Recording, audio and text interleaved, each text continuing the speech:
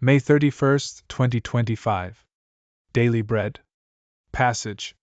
Hosea chapter 2 verse 2 to 23. Key verse. Verse 20. Title. You will acknowledge the Lord. Plead with your mother, plead, for she is not my wife, and I am not her husband, that she put away her whoring from her face, and her adultery from between her breasts.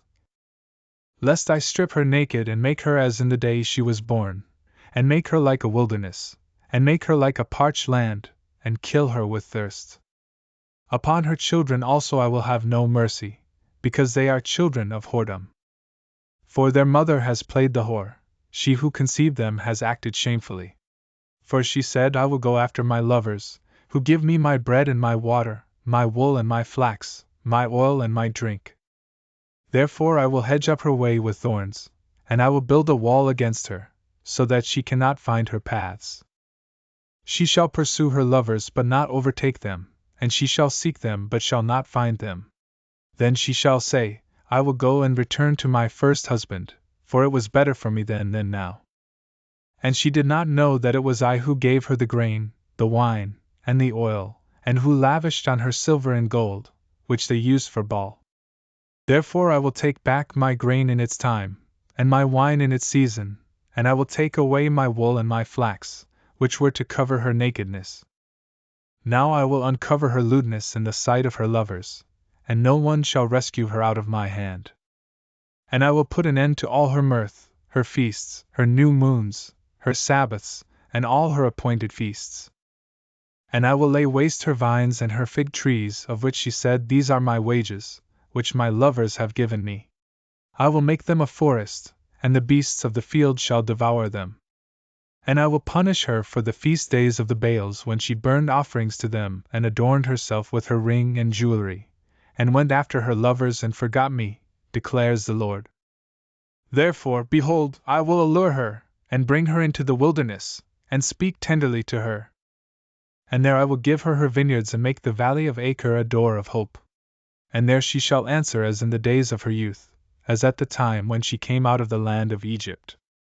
And in that day, declares the Lord, you will call me my husband, and no longer will you call me my Baal. For I will remove the names of the Baals from her mouth, and they shall be remembered by name no more.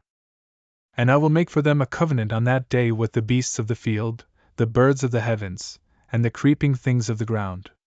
And I will abolish the bow, the sword, and war from the land, and I will make you lie down in safety. And I will betroth you to me forever. I will betroth you to me in righteousness and in justice, in steadfast love and in mercy. I will betroth you to me in faithfulness.